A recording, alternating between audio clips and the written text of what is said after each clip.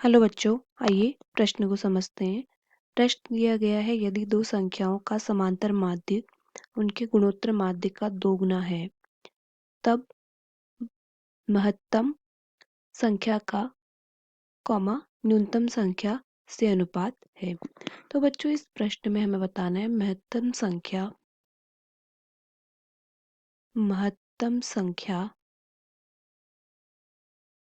और न्यूनतम संख्या का अनुपात। न्यूनतम संख्या का अनुपात, इसका मतलब महत्तम संख्या बटा न्यूनतम संख्या।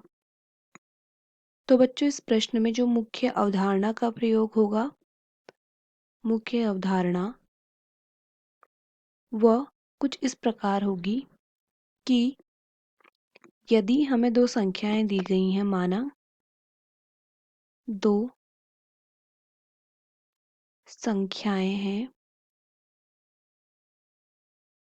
a, b, तब समांतर माध्य आ जाएगा। समांतर माध्य ये बराबर हो जाएगा a धन b बटा 2 और गुणोत्तर माध्य हो जाएगा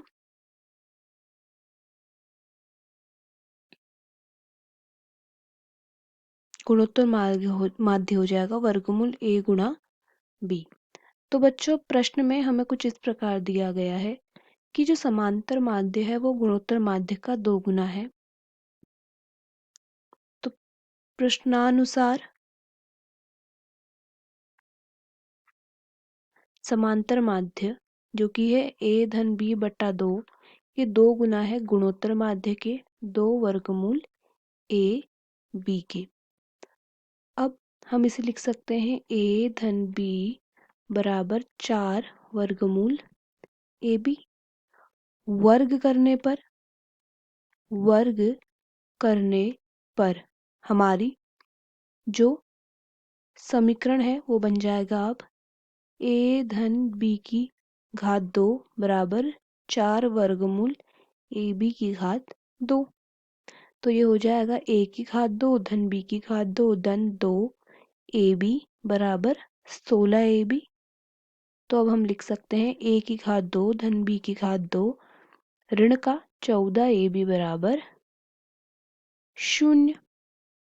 अब मान लेते हैं यह है समीकरण 1। समीकरण एक में b की घात 2 से भाग देने पर बन जाएगी समीकरण a की घात 2 बट्टा b की घात 2 धन b की घात 2 बट्टा b की घात 2 ऋण 14 ए बी बट्टा b की घात 2 बराबर 0। b की घात 2 कट जाएगा, एक घात कट जाएगी b से, b की घात 2 से b की घात 2 कट जाएगा, तो हमारे पास बचेगा a की घात 2 बट्टा b की घात 2 धन 1 ऋण 14 a बटा b बराबर 0। अब माना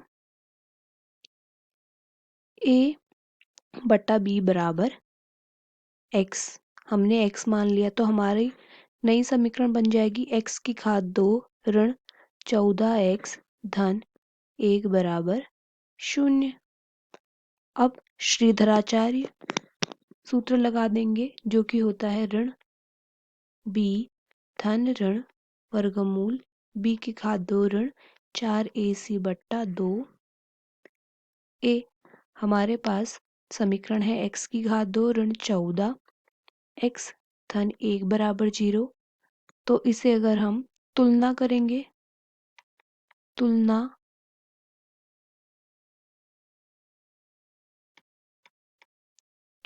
करने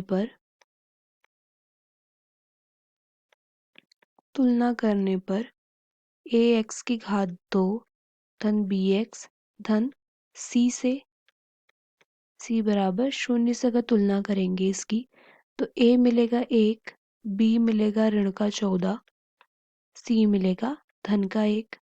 तो अब हमारा x बराबर क्या हो जाएगा, ऋण का 14 धन ऋण वर्गमूल b की घात 2 ऋण 14 की घात 2 ऋण 4 गुणा 1 बट्टा 2 गुणा 1।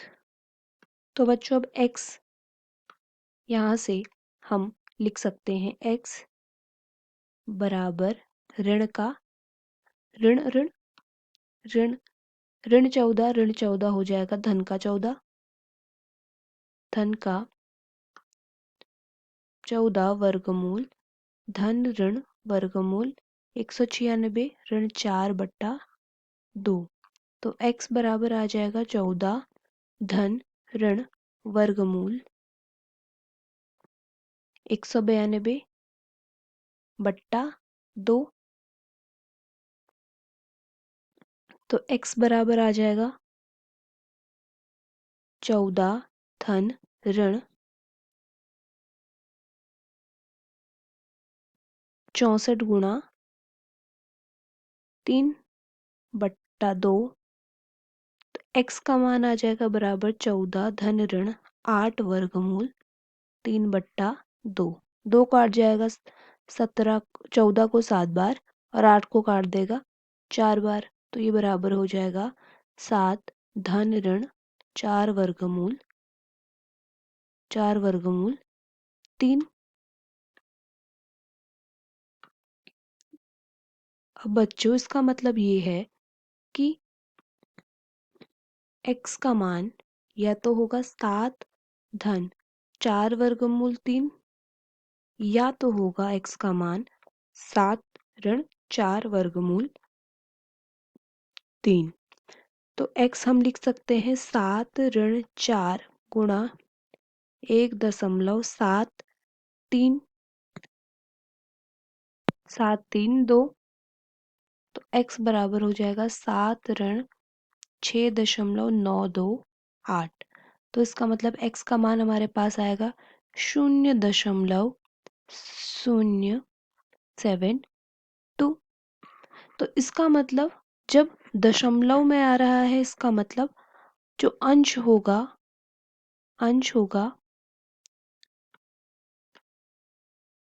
अंश बट्टा हर अंश जो होगा वो बड़ा होगा हर से। इसका मतलब a छोटा हो जाएगा इसका मतलब हम कहेंगे कि b बड़ा होगा a से। लेकिन हमें तो चाहिए a बटा b। हमें चाहिए कि ये, लेकिन इसका मतलब ये इक्वल नहीं है या ये करेक्ट नहीं है। हमें चाहिए कि a बड़ा होना चाहिए b से, क्योंकि जब a बड़ा होगा b से तभी हमारा महत्तम बट्टा न्यूनतम संख्या का मान निकलेगा। तो इसका मतलब ये विकल्प गलत हो गया।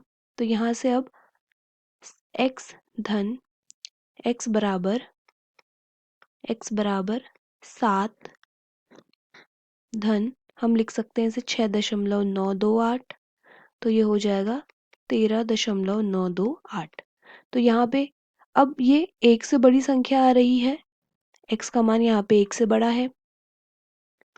तो इसका मतलब x का मान 1 से बड़ा है, इसका मतलब अंश बड़ा है हर से। माफ कीजिएगा, यहाँ पे हर बड़ा था अंश से, यहाँ पे हर बड़ा था अंश से। अब यहाँ पे अंश बड़ा है हर से, इसका मतलब a बड़ा है b से। तो हमारे पास a बटा b का मान आ गया 7 धन 4 वर्गमूल 3। अगर हम विकल्प में देखें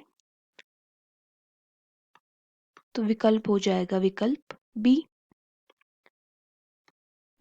बी हमारा उत्तर होगा। आशा करते हैं आपको प्रश्न समझ आया होगा। धन्यवाद।